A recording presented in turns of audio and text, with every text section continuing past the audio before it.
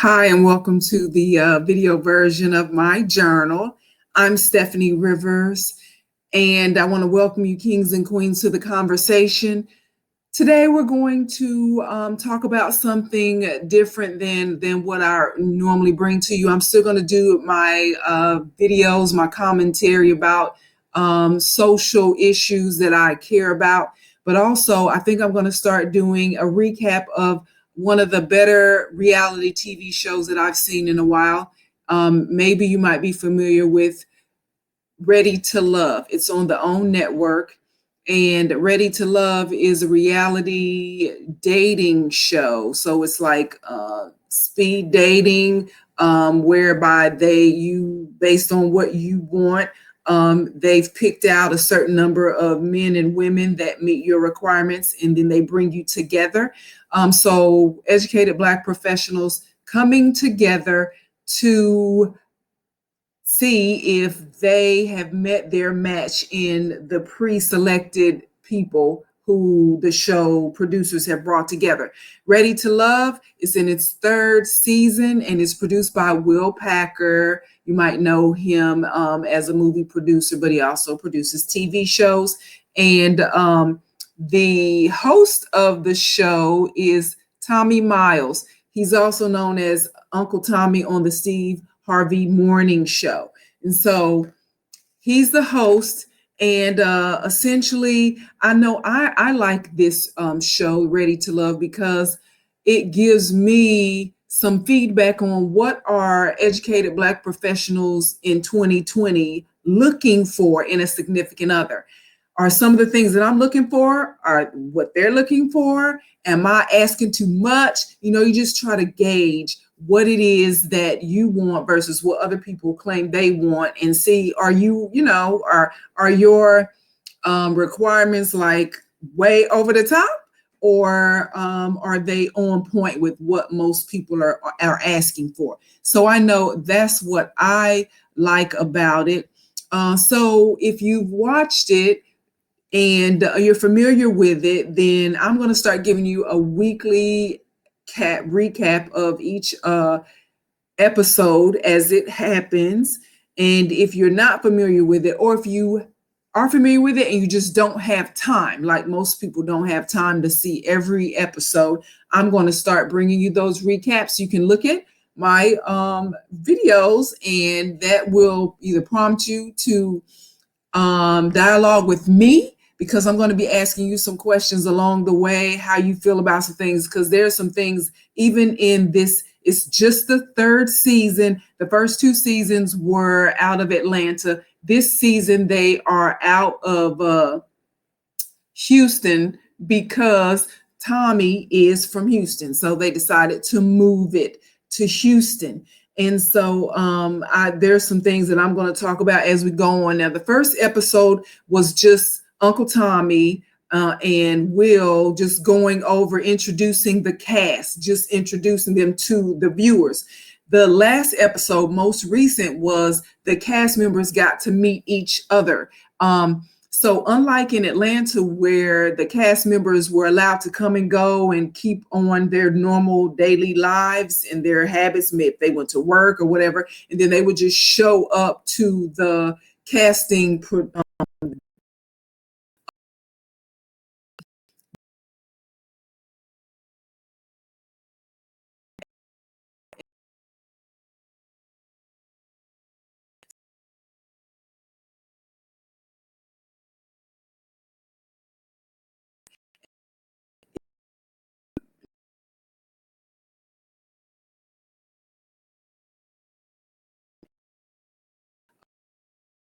some drama, because most, it's kind of like men are from Mars, women are from Venus. Men they see something on TV, but if they've got the remote, they're going to keep flipping. They want to see what else is on TV. So they might see one woman that they like, but now they want to see, oh, let me see what she's about. Oh, let me see what she's about.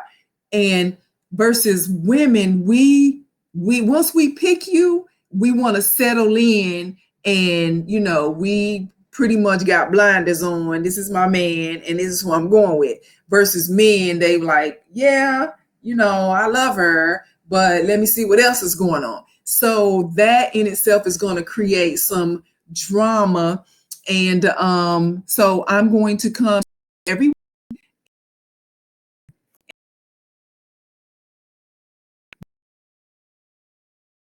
episode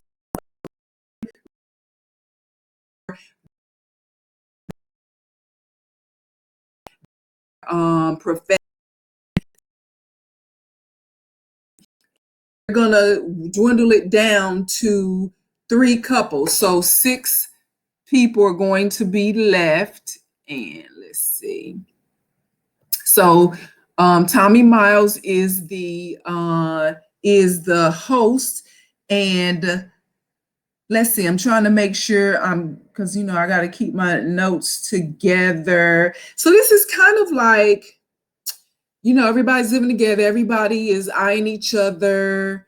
It's kind of like an orgy without the sex. Everybody's living there. They're trying to get to know each other. They're hugging on each other, kissing on each other, trying to see, is this person for me? And, that's all I'm going to say about that right now. So let's get into the cast members. Let's see. The first person, and I'm just going to go through, is Calfani. Calfani is a personal trainer. He seems to be kind of like the rooster, the person who attracts all the ladies. And because he looks to be at least 6'4", 6'5", muscular. He's a personal trainer, so he looks like a personal trainer. Tall, dark, and handsome, one of the ladies called him. Of course, he's the eye candy for all the ladies. And so, of course, every woman wants to have a good-looking man on her arm. But if he's like too good-looking, there's such a thing as too good-looking. That means there's going to be always somebody else trying to get your man because he's just so good-looking. So there is such a thing as too good-looking. I'm not saying Calfani is that good-looking.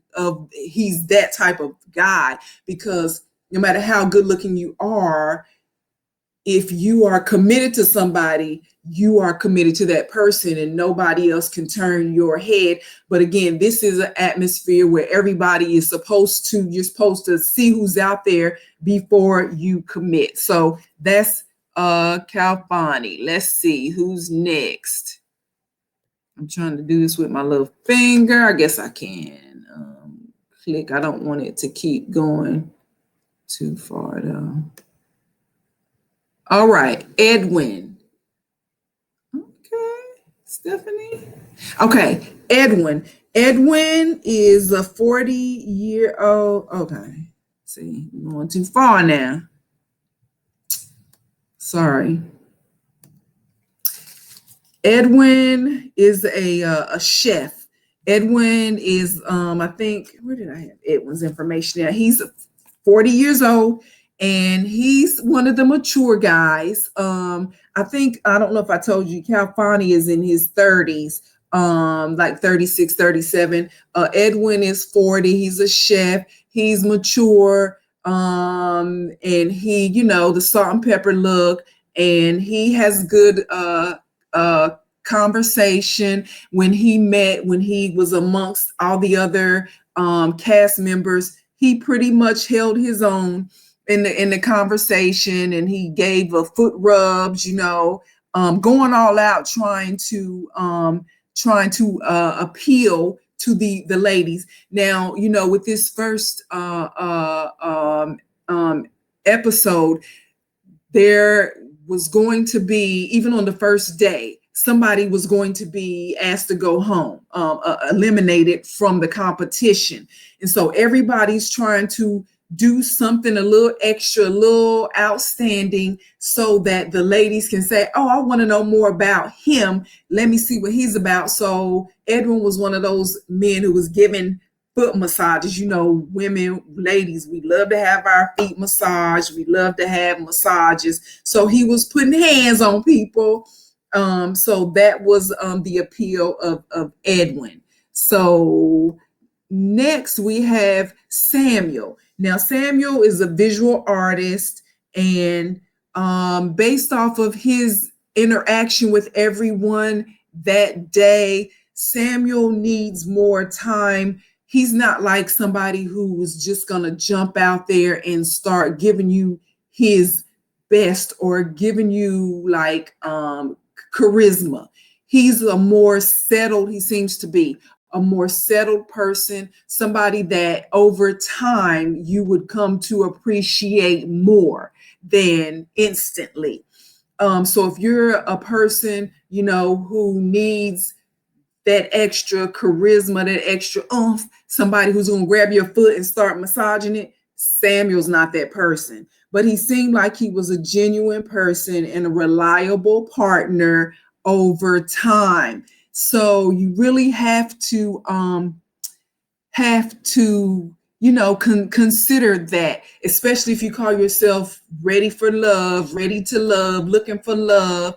It's not going to be instantaneous most of the time. Love is not a love at first sight thing that happens. Love is something that happens gradually, that you come to appreciate other attributes of a person rather than just something that you just see visually. It's something that you feel, and you have to let that unfold. That seems to be the type of person Samuel is. In fact, one of the ladies, and I'll tell you who she was when I get to her, while Samuel was talking to her, she dang near looked like she was about to fall asleep because he's just not that exciting to talk to initially. Now I'm gonna leave it alone.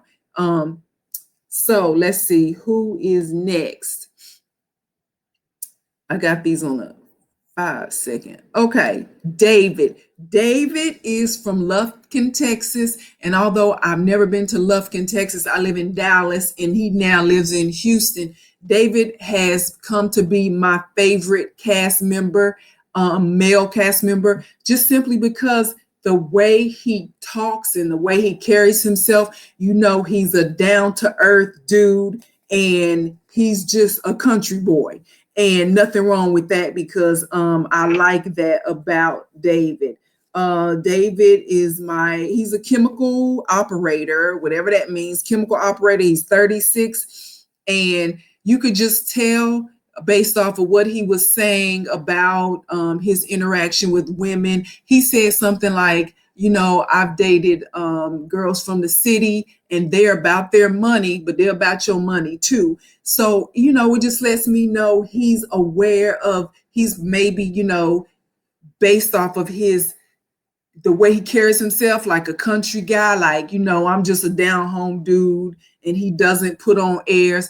Maybe a woman might look at him like an easy prey or something. And so David has been my favorite, or I could tell he's going to be my favorite. So Raymond is a musician. He's 52 years old. And y'all, he's got 5 kids. Now, in a conversation with one of the ladies, Raymond said that his oldest child is 25 years old, 24 or 25 years old.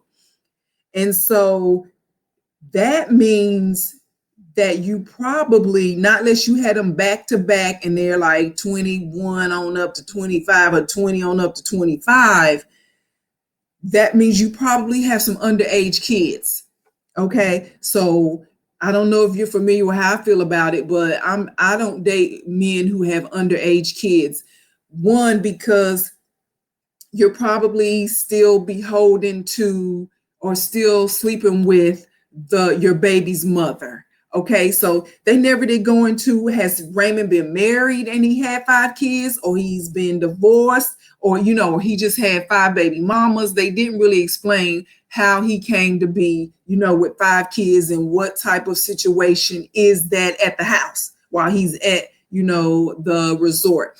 But what Raymond did let us know is because he's a musician, he's worked with certain artists and other musicians, singers, and the lifestyle on the road was hoish, because he said he's a professed former hoe. Okay, so maybe that's how he got those 5 kids, but he claims he's ready to love now. And so my question, that would be like more of a conversation, but just off the bat, 5 kids, that's just too much. Not unless they all grown.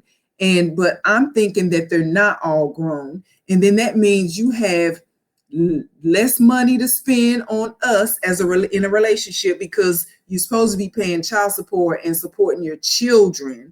First of all. Second of all, you have less time to spend on building a relationship with another woman, because you're supposed to be spending time with your children. And so 5 kids, so let's say 4, because one of them is at least 25. And that's just too much time and too much money and too much energy that needs to be spent being a father. And then of course you have need time for yourself. And then of course you need time to build your wealth. So that leaves little to no time for you to build a relationship, a meaningful relationship. So somebody with 5 kids, I would not be interested in, not unless they're already grown. And then that's still, I need to ask some more questions. But anyway, that's Raymond with the 5 kids. And that turned out to be an issue with some of the ladies that he spoke to. Now, this is not a good picture of Chris, but this is Chris. He's 42 and he's a radio personality. Apparently, a lot of people in the Houston area know Chris from the radio. At least they've heard his voice. And so, when you have somebody who has a nice voice, that goes a long way. That's like Calfani with the muscles. If you got the build, you got the body, or you got the voice, or there's something about you that draws people in, they're willing to give you more time and energy. And so Chris is on the radio. And during his audition tape, Chris mentioned that he is ready for a baby, but he didn't mention, if he's ready for a commitment to the baby mama. It's a lot of things you can listen to that people tell you, but it's a lot of things that people don't say that tell you a lot as well. So he talked about being ready for a baby, but he didn't really talk about being ready for a commitment in his audition tape. Now, when he was talking to the ladies during their initial interaction, it seemed like his conversation was a little deeper than what his audition tape gave off. And sometimes we present ourselves based off of the environment that we're in. And I certainly get that. If you got an audition tape and they ask you questions and you trying to get on the show, you might say something to make people be like, oh, he'll bring some drama, or oh, she'll bring some drama. But once you really get to know the person, there's more of a foundation there than meets the eye. So that's Chris from the radio with the smooth voice. Now here's Brian. Brian is an education consultant, and quite frankly, no offense, no shade, but I don't really remember anything that stuck out to me about Brian. So maybe as time goes on, I will have something better to say about Brian.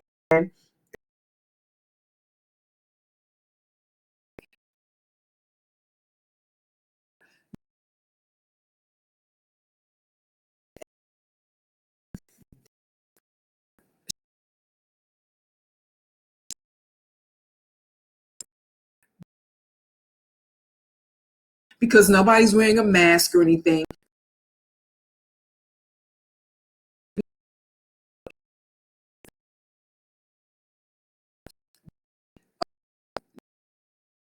Too familiar or too memorable,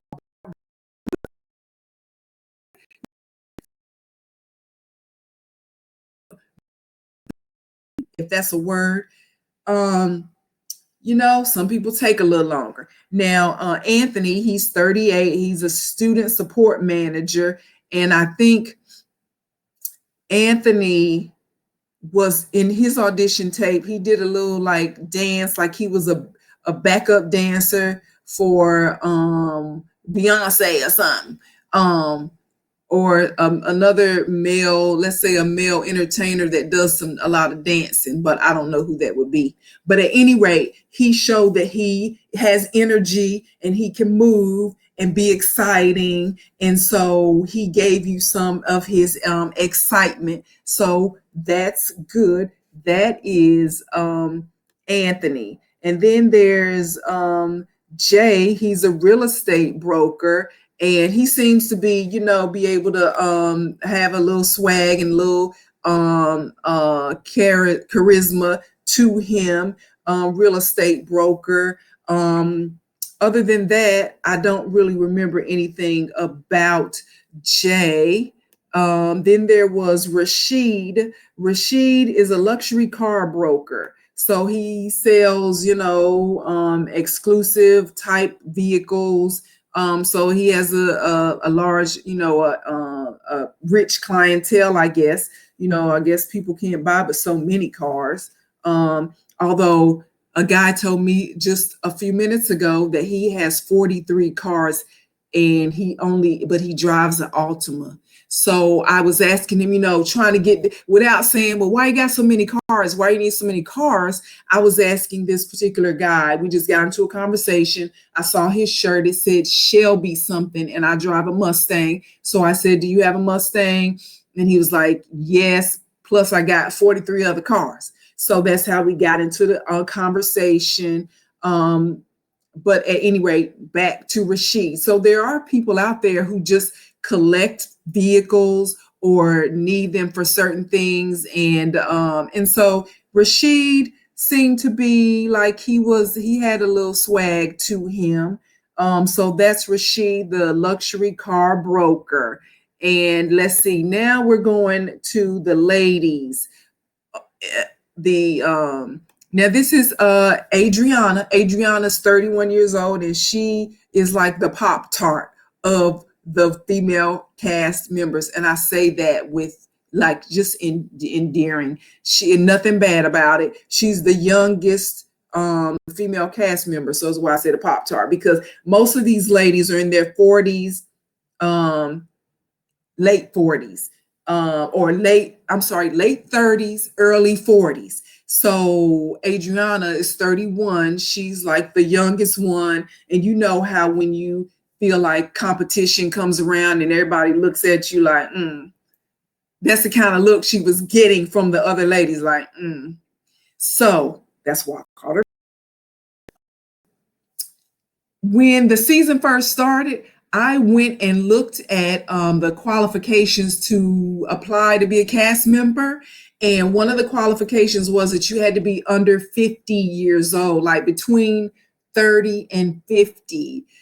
So I guess something about Raymond, the 52-year-old dad of 5, was an exception to that rule. Or maybe that's kind of like, hard and fast. I guess it depends on what kind of 50 you are.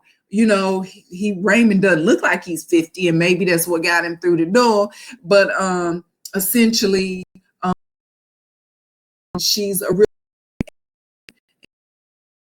people, and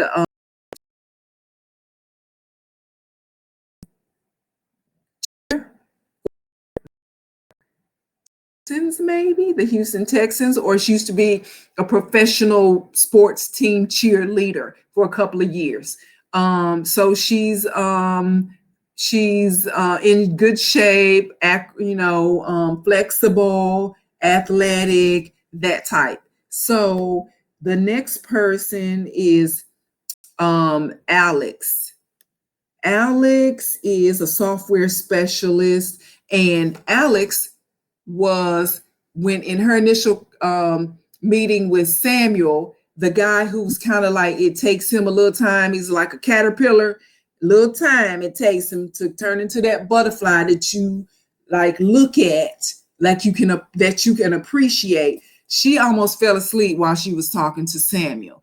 Because Samuel, there's more to him than meets the eye, but you have to wait on it. And some of these people, some people in general, and it seemed like these people in particular, and especially in that setting where you had to make an impression in the next 30 minutes because two people are going home, Samuel was not doing it for her. So, and she actually told Tommy that when he was asking, so who did it for you? Who didn't do it for you?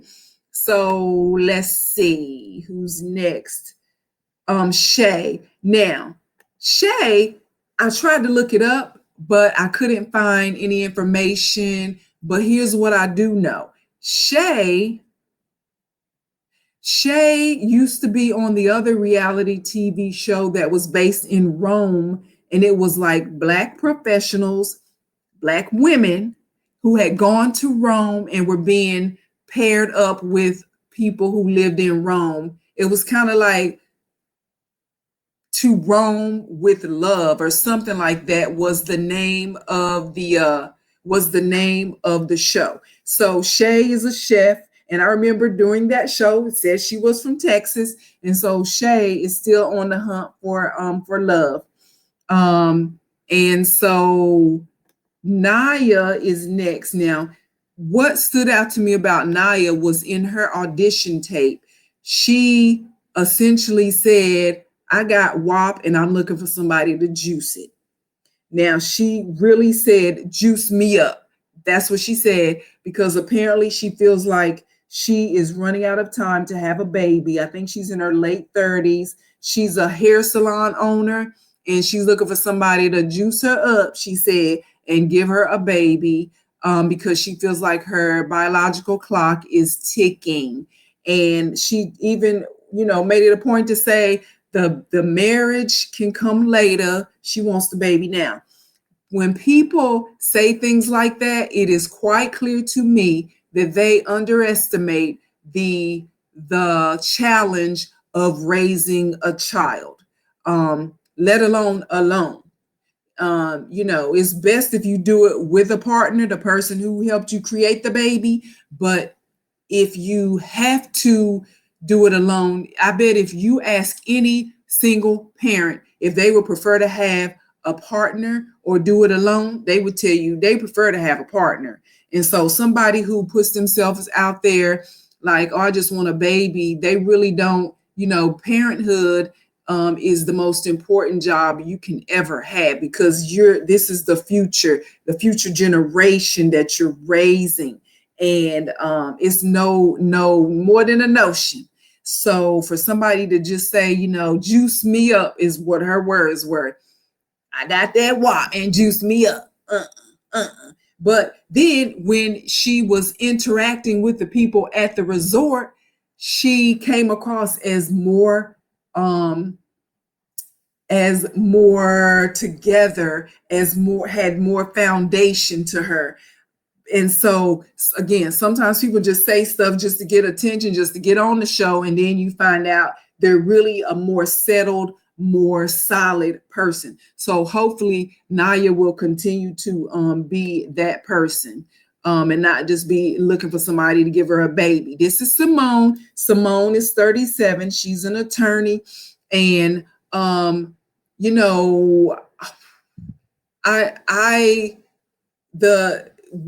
when you're trying to appeal to people, men are more visual. So maybe that was her reason for coming out in that dress. Now, the dress she wore was nice. It was nice, but it was like nipple prints and cleavage, and it just was, more. It was just a lot going on that I would think an attorney would present themselves in a more professional manner, because the first thing that people like Simone would say to a man, or that we as women say to men, is, you don't take me seriously. You think of me as just a piece of meat. You don't appreciate my intellect. But then the way we present ourselves sometimes, and I'm not saying it's all anybody's fault. I'm just saying You can't speak one way and present yourself another way and want people to look at you a third way. You just have to understand why things might be happening the way they're happening and understand it all goes together. So it was a nice dress, but it was like, I'm like, she's supposed to be, she's an attorney. She might want to think about how she's presenting herself. And then again, it was a competition. So maybe she was like, let me go with, go with what's working with me.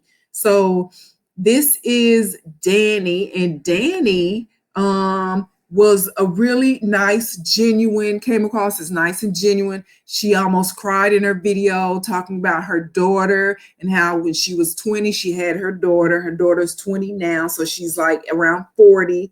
Yep, around 40 years old. She's a project coordinator, and she's ready to find love. And because she spent the last 18, 20 years focusing on her daughter, as she should, Raymond, as she should. So now she's ready for love. And so a lot of the guys, the feedback that they gave about Danny was that she came across as like a homegirl, somebody you can hang out with. And so I guess, there's a thin line, a fine line between being fun and being able to relate to a guy, and then also letting him find you alluring enough, interesting enough that he would want to be romantic or look at you as a romantic potential. So that's Danny. And then we've got Joy. Joy, a lot of the guys when Tommy asked about them, asked them about her, they said they liked her confidence. They liked her hair. They liked her natural hair, the way she carried herself. So this is kind of like a catch-22. Men like confidence. They claim they like all these substantive type of qualities, but they're still looking at the Pop-Tart, but they're still looking at the cleavage, but they're still looking at the, butt print. They still looking at the type, it's kind of like you just don't know. Sometimes are they just saying it and they really mean it, or don't, or do they mean it? So anyway, Joy, well, I was impressed by Joy because she was one of the ladies who did not wear tight revealing clothes to the initial meeting. She wore a pantsuit and it was flowy, and it was like, I have more going on than, what you can see. And so she didn't feel like she needed to put herself out there, her physical out there. She was going to go off of her personality and her other qualities. And I like that when I see that in a person. So that's Joy, 38 years old. And she got it going on. One of my favorites, Denise, also is one of my favorites. She is a track and field coach, and you can tell by looking at her that she works out, and that's she cares about her how she carries herself, and she was confident. She said she was 5'9", and she said something like, I'm 5'9", and my heart is 5'9", and my confidence is 5'9", and so she is a strong personality. And so she's not afraid to say what she needs to say. And, there ain't no need to hold back. She didn't get to be 39 waiting on somebody to tell her what to do.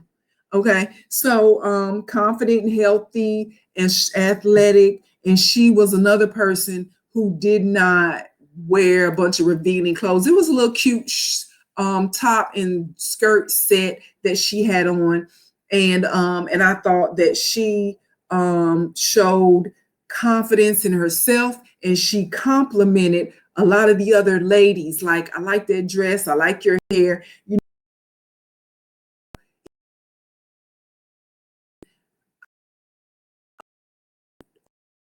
Competition.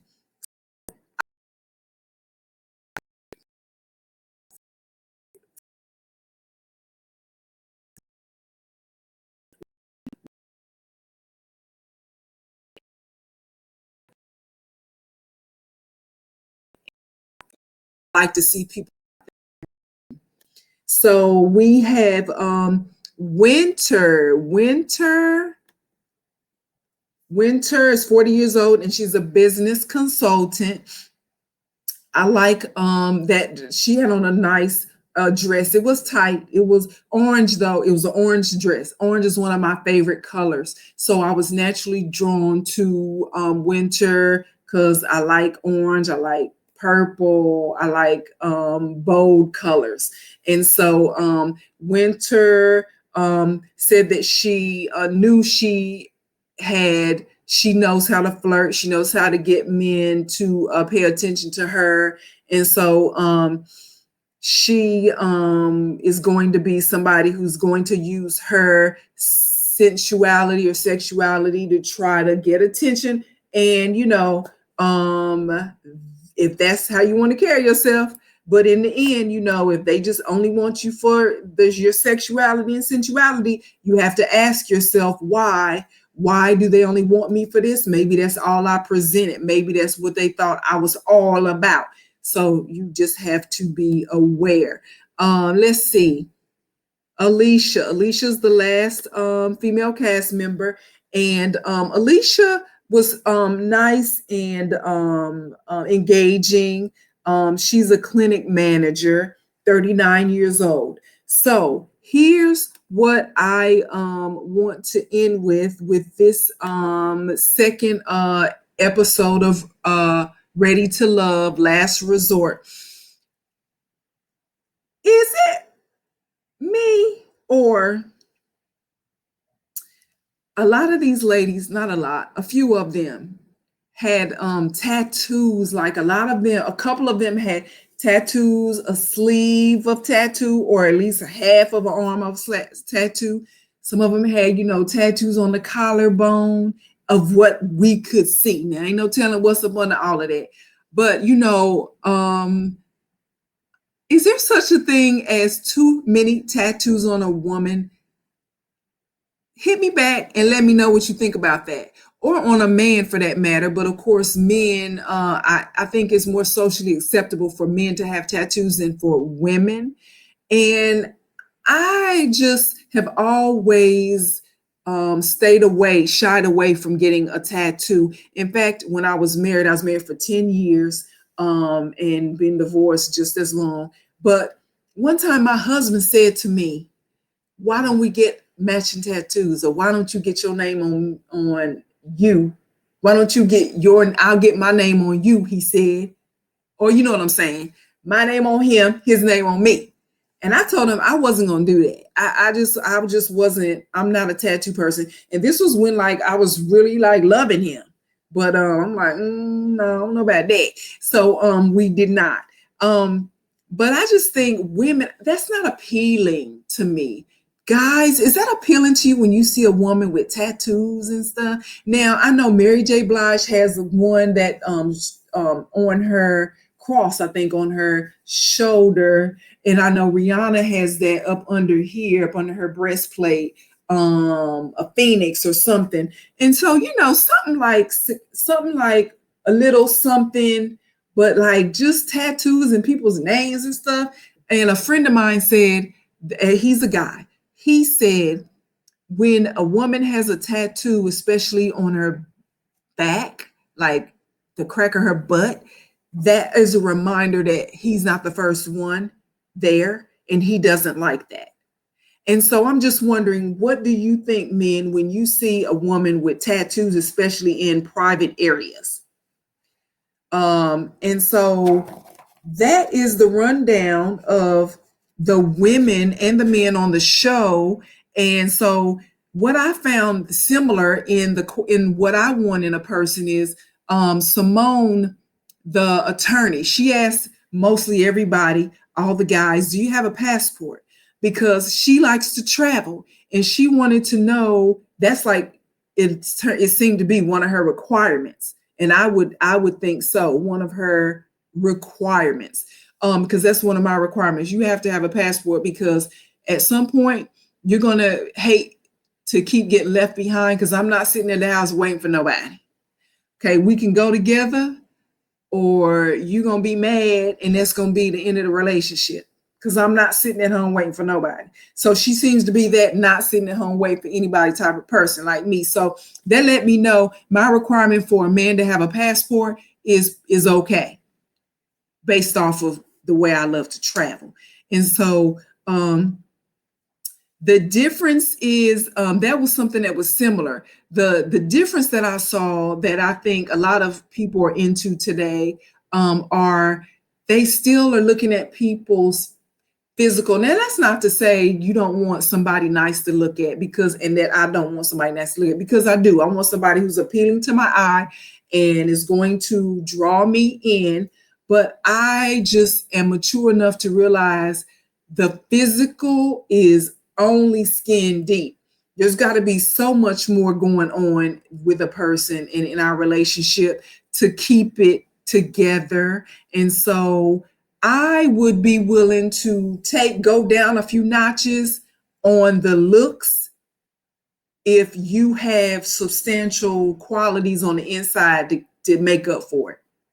So I'm not all into muscles and everything. And I'm certainly not into, I saw where during the interaction, Adriana, who's the Pop-Tart, that's going to be her nickname, Pop-Tart. She's 31 and she was having a conversation with Raymond, the old dude, the musician who's 52. And she, seemed like, he was, saying a lot of people, look at my lifestyle, my profession, and they don't give me a chance. And she was like, but, I don't mind giving you a chance. Girlfriend, 5 kids, no. And his oldest being 24, 25, you're closer to being his oldest child than you are to being his. You're like 20, there's 21 years difference. Girlfriend, that's too much. And I know it was just a conversation, but don't lead people on, because he ended up saying, Raymond, the old dude with the 5 kids, ended up saying, I like younger women because they something that led me to believe, because he can tell them any damn thing and they'll believe it. Okay, that's why he probably got them 5 kids. So anyway, Adriana, run to the other side of the resort. Don't mess with Raymond. You ain't got time for that. Raymond, let me just leave it right there. I don't want to talk about nobody. So anyway, let's see. I see that there's going to be drama because, again, some of the ladies, based off of what they were saying about who they liked, they've already picked somebody, and they are ready to hone in. They're ready to put the blinders on right now off of the first time that they've met this person. But the men, they're wanting to look around, because that's what the show is about. Look around. Let me see. What else is in the bucket? What else is on TV? That's just how men are. So you have to be willing to let them do that. And if it's meant for y'all to be, without you having to do too much to put yourself out there, then it'll happen. So there were 2 people who were let go, and one of them is Danny. I'm gonna go back to Danny. There she is. Danny was let go. She was sent home on the first day because, like I was saying earlier, a lot of the guys felt like she was a homegirl, kick it with type of person, like my cousin, like, the girlfriend, the girl up the street that you went to school with, and y'all just so cool, and y'all can just hang out and laugh and talk all day, and nothing ever happened with that relationship. Men don't want that for some reason. They don't want a friend. They don't want somebody, a homie. They don't want that. They just want, I don't know. At any rate, Danny wasn't who they wanted to stay on the show or stay in the running, so she was sent home. And Sam, the guy who's probably going to take a little longer for people to get to know.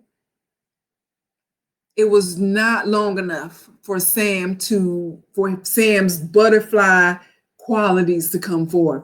He was still in the caterpillar mode by the end of the event that they went to, the little sip and taste and sip and talk. He was still caterpillar. And so Sam got sent home. And Sam would be somebody that you would have to, go on a few dates with and get to know him and just see what he's about. And he's an artist. And so, he expresses himself differently. And so those two were sent home. Now, I talked to you about the tattoos on a woman. So hit me up and let me know how you feel about that, about tattoos on a woman. And I just felt like, some of the guys were bringing up, they're looking for their Michelle because they're looking at the Barack and Michelle relationship. And probably women are looking for their Barack. As beautiful as that relationship seems, I'm sure they went through some tough times and they've had to do some compromising. In fact, I read Michelle's book, Becoming, and it talked about how just the compromises that have to happen that she had to do to allow Barack to be who he was. And that is just various things. And, you can read the book, and I'm sure Barack had to compromise to allow Michelle to be who she is. And so there's a lot of compromising that has to happen. And we only see the frosting. We only see the pretty picture. We only see the Instagrams, photos. But there's some long discussions, fights, maybe times where you ain't got nothing to say to that person. I ain't got nothing to say to you. You get on my last nerve type person, type incidents that you have to work through. And so when people say, I'm looking for my Michelle, I'm looking for my Barack, I'm looking for my Martin, I'm looking for my Coretta, it's like you don't realize what those couples had to go through to become who they are. And it's not something that's going to happen overnight. So I would just say, stay tuned. I am going to keep you posted on a weekly basis. And that's it for tonight. So to find out more about the things that I care about, go to the written version of my journal. That's at eurweb.com. Thanks and have a super day.